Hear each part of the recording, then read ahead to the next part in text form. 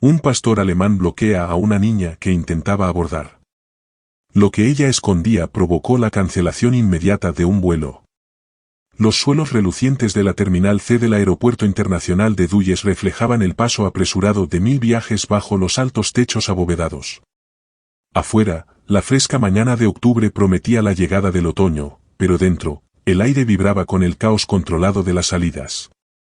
El oficial de la TSA y guía canino, Tom Riley, se movía por el flujo de gente con una facilidad entrenada. A su lado caminaba Titán, un imponente pastor alemán de 3 años, alerta y concentrado. El leve tintinear de las placas de su arnés era un sonido familiar en medio del bullicio del terminal. Era una patrulla rutinaria. Otro recorrido por las multitudes cercanas a las puertas internacionales. Hasta que dejó de serlo. Cerca de la puerta 32, donde el vuelo 419 de Lufthansa con destino a Frankfurt había comenzado el embarque prioritario, Titán se detuvo en seco. Su cuerpo poderoso se puso rígido, las orejas erguidas, el lomo levemente erizado. Tom sintió el cambio al instante a través de la correa, un enfoque absoluto emanaba de su compañero. Tranquilo, chico, murmuró Tom, escaneando el área. ¿Qué ves? La mirada de Titán estaba fija en la fila de embarque prioritario, concretamente en una pequeña figura al frente, una niña de unos 8 años que abrazaba una mochila rosa brillante decorada con un llavero de unicornio.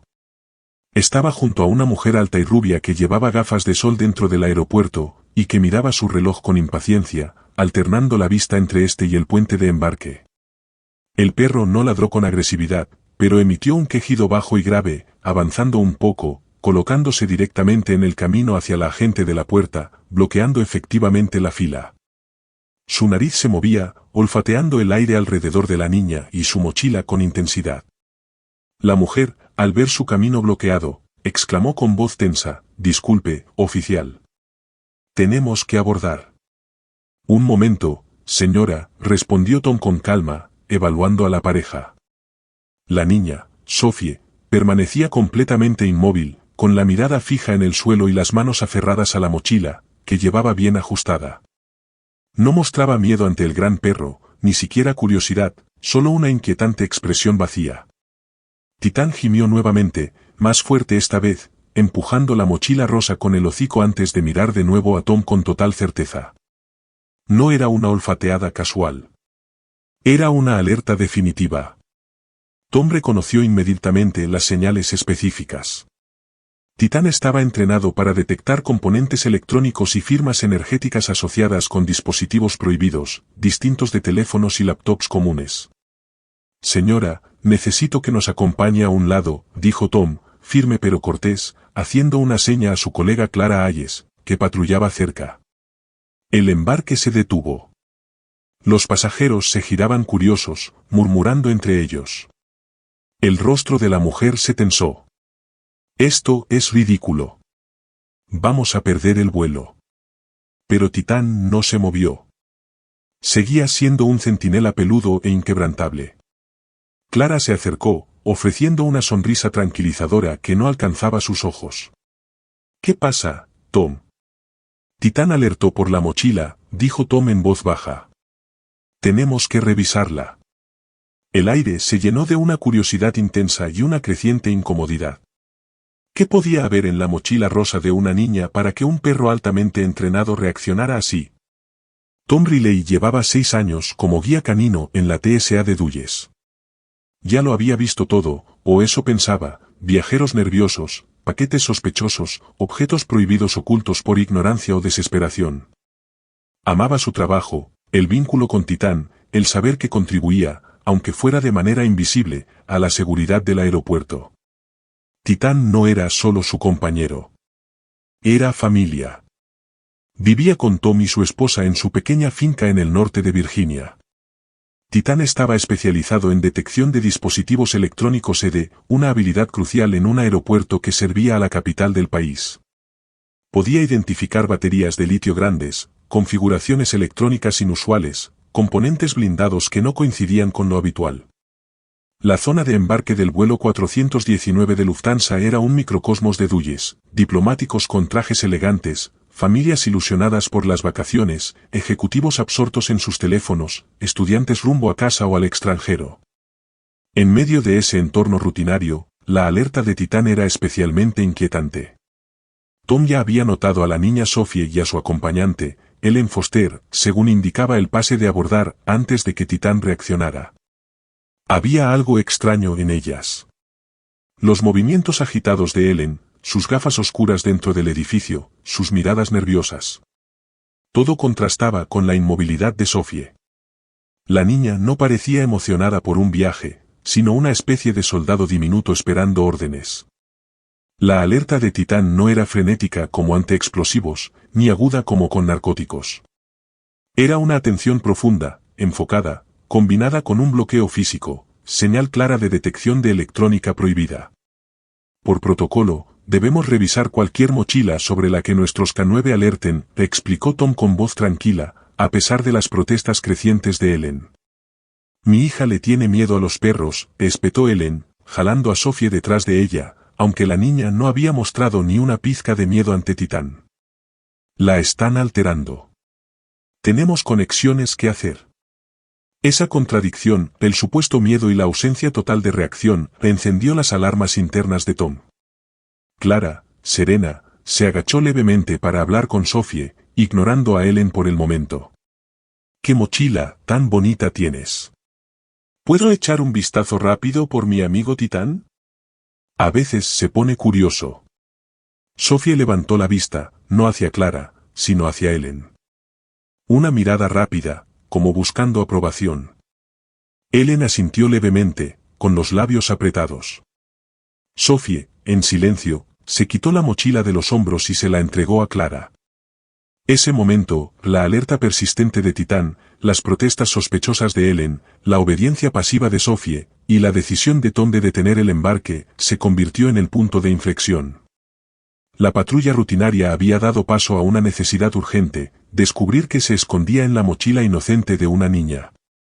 Tom tenía un objetivo claro, identificar la causa de la alerta de Titán y garantizar la seguridad del vuelo, sin importar la resistencia de los pasajeros ni el caos generado. Clara llevó la mochila rosa a un mostrador cercano, alejado del flujo principal, pero aún visible. Tom mantuvo a Titán cerca, el perro seguía concentrado.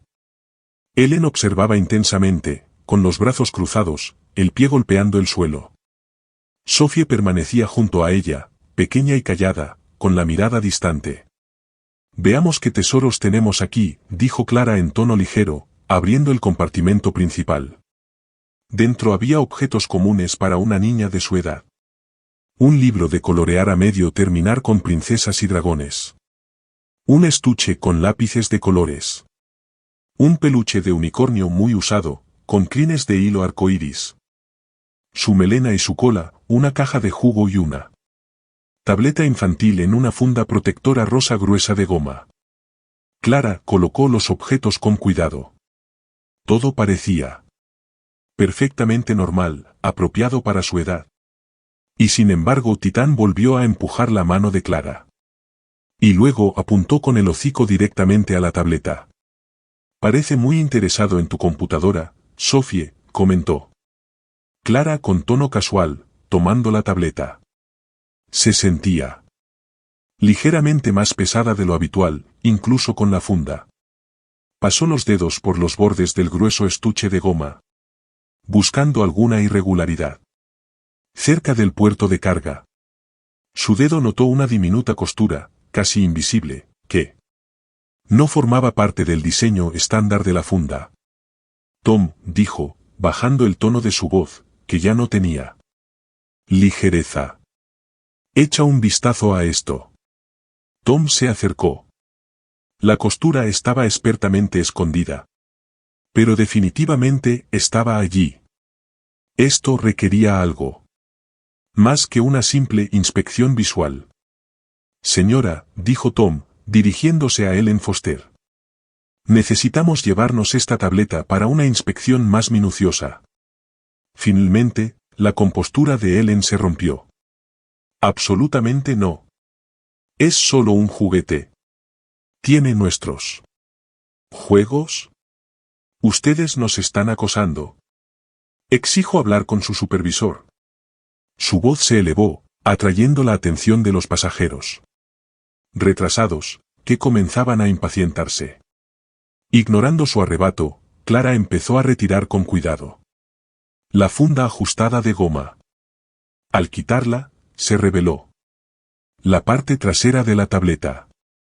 No era el plástico liso estándar. En cambio, tenía una compleja modificación. Delgadas conexiones recorrían una placa de circuito hecha a medida. Una diminuta unidad USB sin marca. Estaba conectada a un puerto oculto. Pequeñas luces LED, apagadas por el momento, salpicaban la placa cerca de lo que parecía una antena o transmisor en miniatura. Esto no era un juguete infantil. Era electrónica clandestina altamente sofisticada. Está bien, dijo Tom con seriedad. Kinga Radio. Relay a control. Posibles componentes IED o electrónica ilícita. En la puerta 32. Solicito respuesta inmediata del EOD. Y soporte técnico. Notifiquen a Seguridad Nacional. La mención casual de eliminación de artefactos explosivos era parte del protocolo ante dispositivos sospechosos. Pero la realidad se sentía más fría, más cortante. Al escuchar la llamada por radio, Ellen Foster jadeó, el color desapareció de su rostro. Agarró el brazo de Sophie. No hicimos nada malo. Fue un regalo. Titán ladró con fuerza ante su movimiento repentino. Sophie se sobresaltó, no por el perro, sino por el contacto de Ellen, apartando el brazo y encogiéndose contra la pared. Señora, por favor, mantenga la calma, ordenó Tom, con una voz que no dejaba lugar a discusión. Usted y la niña deben acompañarnos. La noticia se esparció rápidamente por la fila y por toda la terminal. Incidente en la puerta 32. Se encontró un dispositivo sospechoso. Vuelo cancelado indefinidamente. Poco después, el altavoz lo confirmó. Lufthansa vuelo 419 con destino a Frankfurt ha sido cancelado debido a una directiva de seguridad. Por favor, contacte a los representantes de la aerolínea para reprogramar su viaje. Se oyeron quejas y gritos frustrados de los pasajeros varados. El efecto dominó de la alerta de Titán ahora era total. Se había detenido un vuelo internacional. Iniciado una respuesta de seguridad a gran escala. Tom y Clara escoltaron a una Ellen Foster. Ahora en silencio y a una Sophie aún distante. Hacia una zona segura. Sophie miró por la gran ventana del terminal. Un avión rodaba por la pista, la luz del sol brillaba en sus alas. Pensó. Solo hice lo que me enseñaron. ¿Por qué todo está saliendo mal? Las apuestas habían subido drásticamente. Lo que comenzó como una alerta canina descubrió una electrónica avanzada escondida en un dispositivo infantil, provocó la cancelación de un vuelo y atrajo la atención de varias agencias federales. La pregunta central ya no era solo qué había en la mochila, sino por qué estaba allí. ¿Y qué papel jugaba esa niña silenciosa y de mirada vacía en un posible incidente internacional peligroso? La sala de inspección secundaria de la TSA se sentía a mundos de distancia del bullicioso acceso a la puerta. Sophie se sentó en una silla estándar. Sus piernas colgaban, mientras Ellen Foster caminaba nerviosamente, bajo la mirada atenta de un oficial portuario. Tom estaba cerca de la puerta con Titán, quien ahora yacía tranquilo, pero no apartaba los ojos de Sophie. Clara colocó con cuidado la tableta modificada y sus componentes, ahora embolsados como evidencia, sobre la mesa central. Laura Bennett, especialista técnica senior de seguridad de la TSA, llegó rápidamente. Su examen del dispositivo fue breve pero concluyente. Esto no es casero, declaró con expresión seria. Es equipo militar o de inteligencia. Un mini amplificador de señal, unidad flash cifrada, probablemente diseñado para interceptación de datos. O infiltración de redes en proximidad cercana. Altamente sofisticado. La temperatura en la sala pareció bajar. Esto iba mucho más allá de un simple intento de contrabando. En ese momento, la agente especial Rachel Morgan, del Departamento de Seguridad Nacional entró. Con un archivo en la mano. Pasó junto a los adultos y se dirigió primero a Tom. Agente Riley, la alerta de su K9 acaba de interrumpir. Algo potencialmente muy grave. Luego volvió su mirada aguda hacia Ellen Foster. Hemos verificado su identificación, señora Foster, dijo Morgan. O deberíamos decir, quien sea que usted sea. Porque no hay ningún registro que coincida con sus biométricos. El pasaporte y la licencia de conducir que presentó son falsificaciones de alta calidad. ¿Quién es usted realmente? Ellen la miró con desafío mezclado con miedo. Pero permaneció en silencio. Morgan no la presionó más en ese momento. Se volvió hacia Sophie, suavizando un poco su expresión. Y eso significa que probablemente tampoco sea su hija. Emma Williams, ¿verdad? Sophie, que había estado mirando fijamente al suelo, levantó la vista. Se mordió el labio, una chispa de duda cruzó su rostro. Por primera vez. Tras una larga pausa, susurró. Mi nombre es Sophie Miller. Lanzó una mirada temerosa a la mujer que minutos antes llamaba mamá. Ella no es mi mamá. La confesión quedó flotando en el aire. Se había llegado al punto de quiebre. Ya no se trataba de un adulto usando a un niño, sino de una niña que había recibido una identidad falsa. Y había sido usada para transportar un dispositivo peligroso. Por una mujer con un alias. El enfoque de la investigación cambió irrevocablemente. Sophie no era solo cómplice. Era una víctima. Una pieza en un juego mucho más complejo y siniestro de lo que se había imaginado al principio. Reconociendo la situación delicada, la agente Morgan solicitó la presencia de la doctora Emily Walsh, psicóloga infantil especializada en trauma y explotación, quien colaboraba regularmente con agencias federales en DC. La doctora Walsh llegó en poco tiempo. Su presencia calmada alivió parte de la tensión en la sala. Se presentó en voz baja a Sophie, ofreciéndole un pequeño cuaderno para dibujar. Y una caja de lápices de colores. A veces ayuda a dibujar mientras hablamos, Sophie, dijo suavemente, sentándose a su lado sin invadir su espacio. ¿Puedes contarme sobre la tableta? ¿Alguien te la dio? Sophie tomó un lápiz azul, su mano flotando sobre la página. La academia, murmuró, casi inaudible. Ellos me la dieron, para la misión. ¿La academia? Repitió la doctora Walsh con suavidad. ¿Cuál? ¿Qué clase de escuela era esa? Sophie comenzó a dibujar patrones intrincados, como laberintos, llenando la hoja. Nos enseñaban cosas, computadoras, códigos, cómo guardar silencio, cómo pasar desapercibidos, dijo. Se detuvo, lanzando otra mirada a la mujer silenciosa al otro lado de la habitación. Decían que éramos especiales, elegidos, que ayudábamos a hacer el mundo más seguro, más justo. Que esta misión era importante. Tom Riley escuchaba, con el corazón encogido por la pequeña niña.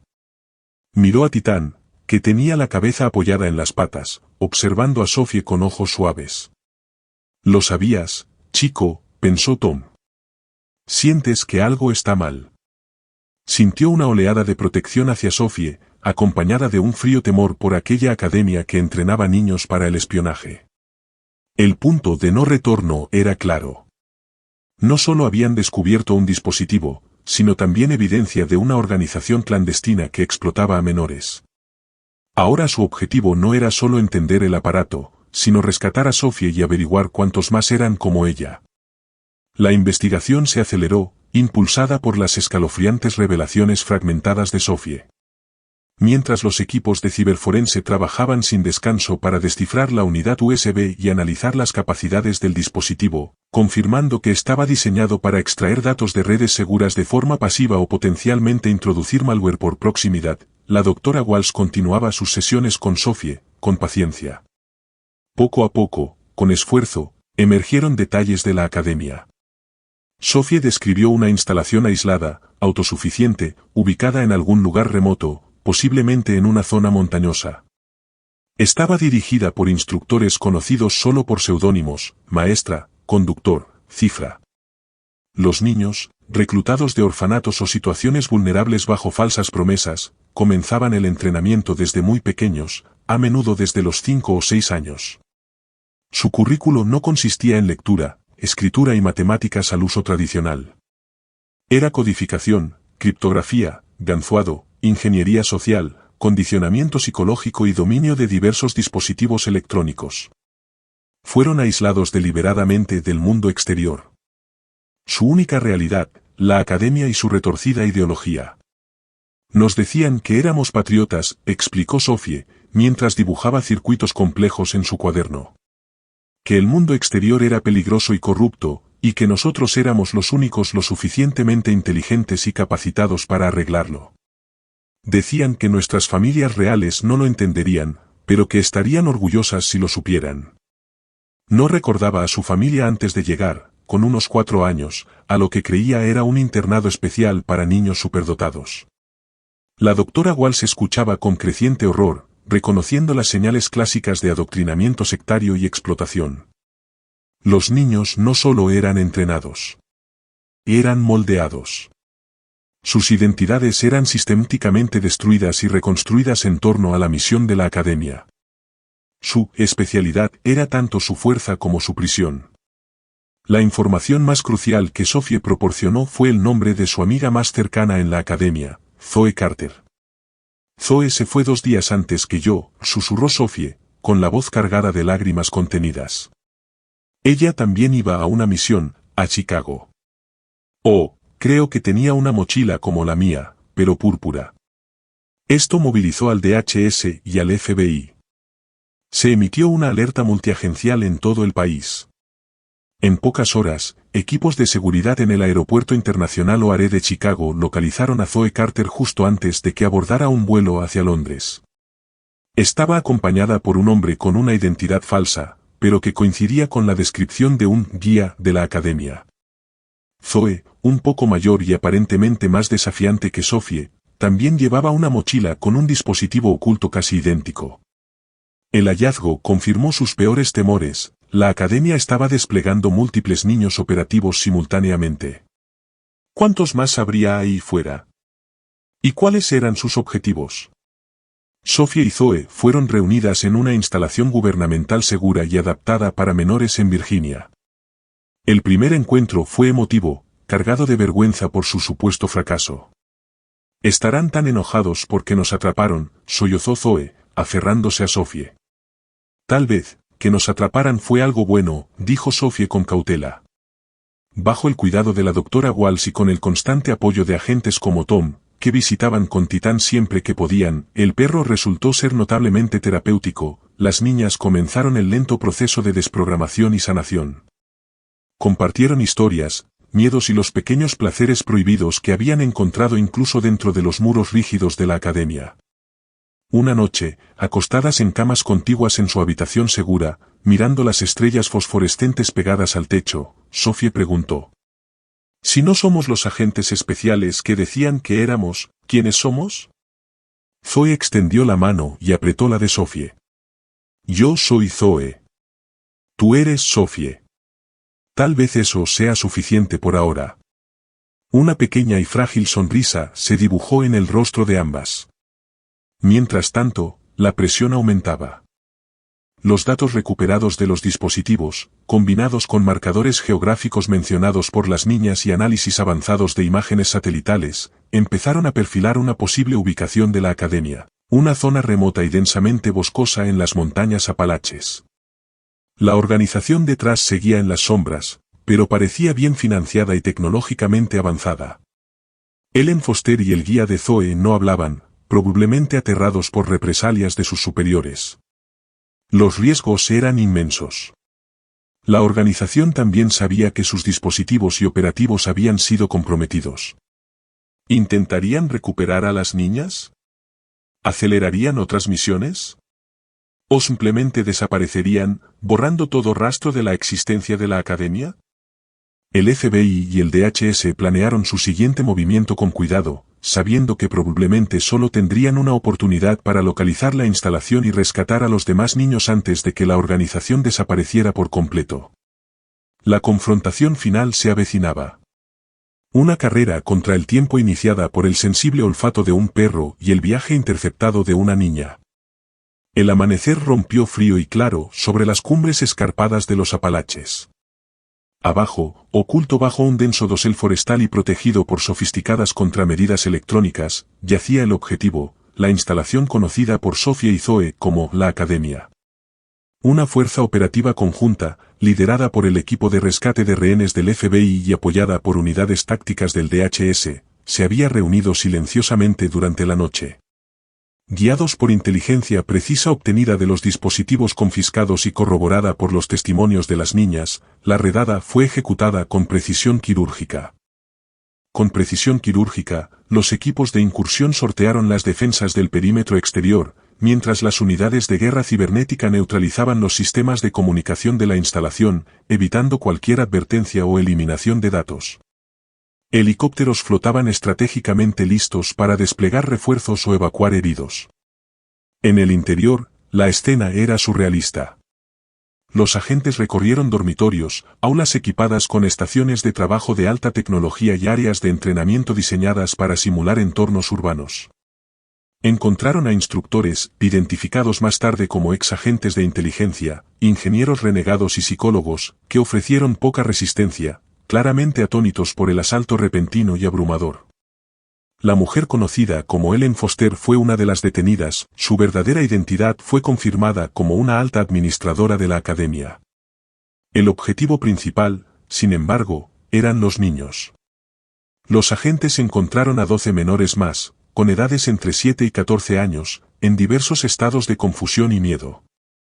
Fueron despertados de sus camas o interrumpidos durante lecciones matutinas, sus respuestas condicionadas fueron momentáneamente anuladas por el impacto de la irrupción.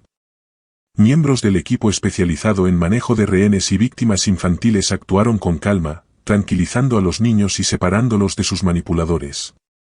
No hubo un gran tiroteo. La fortaleza de la academia residía en el secreto y el control psicológico, no en la defensa abierta. La operación aseguró rápidamente la instalación, neutralizó a los líderes presentes, y lo más importante, sacó a los niños explotados de las sombras. Al salir al sol de la mañana, envueltos en mantas de emergencia, el misterio central fue resuelto, la Academia, una operación clandestina de entrenamiento infantil para espionaje corporativo y posiblemente estatal, fue desmantelada. La amenaza inmediata fue neutralizada y sus arquitectos, detenidos. Las secuelas del operativo provocaron una conmoción global en las comunidades de inteligencia. Los líderes y manipuladores capturados enfrentaron múltiples cargos federales, incluidos secuestro, poner en peligro a menores, conspiración y violaciones a las leyes de espionaje. Los dispositivos sofisticados y los datos recuperados ofrecieron inteligencia invaluable sobre la organización sombría que financiaba la academia, lo que llevó a nuevas investigaciones y repercusiones diplomáticas internacionales.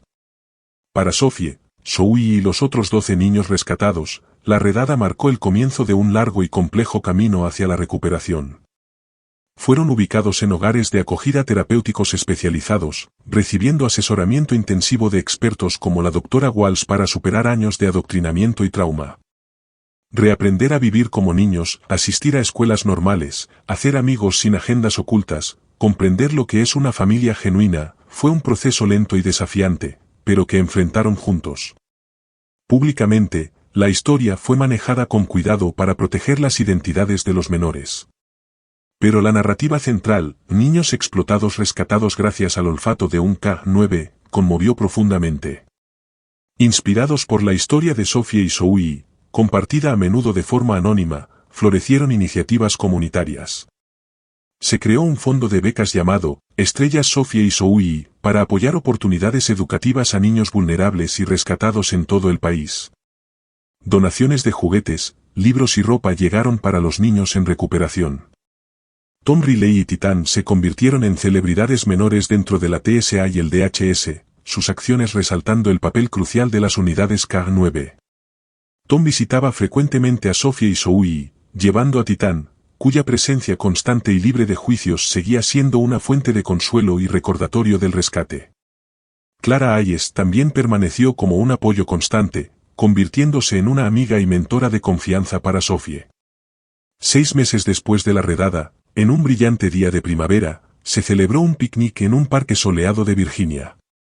Sophie y Soui, ahora viviendo con familias adoptivas amorosas cerca una de la otra, reían y jugaban con algunos de los otros niños rescatados de la academia. Sophie, ya no con la mirada vacía, sino llena de vida, llevaba una camiseta con constelaciones impresas. Soui, enérgica y habladora, corría tras una pelota con su hermano adoptivo. Estaban aprendiendo a ser niñas, a ser libres. Titán llegó, inmediatamente rodeado de niños ansiosos por acariciar al perro héroe. Sophie corrió hacia él y le abrazó el cuello. «Gracias por encontrarme», susurró entre su pelaje. Titán movió la cola, observando una bandada de aves volando libremente sobre sus cabezas. «A veces», admitió Sophie, «a veces me pregunto quién era antes. Pero me gusta más ser Sophie. Ahora puedo elegir. Elegir qué libro leer. Elegir quiénes son mis amigos. Elegir en qué quiero convertirme». «¿Entonces qué elegiremos ser?», preguntó Soui sonriendo. Sophie señaló la primera estrella que emergía en el cielo crepuscular. «Estrellas», dijo. «Solo estrellas. Volando libres». Se recostaron una junto a la otra, dos pequeñas figuras abrazando su arduamente ganada libertad, listas para trazar su propio destino. Gracias por ver Reino Animal. Recuerda darle me gusta a este vídeo y suscribirte al canal para más historias poderosas cada día. Haz clic en la campanita de notificaciones para estar siempre al tanto.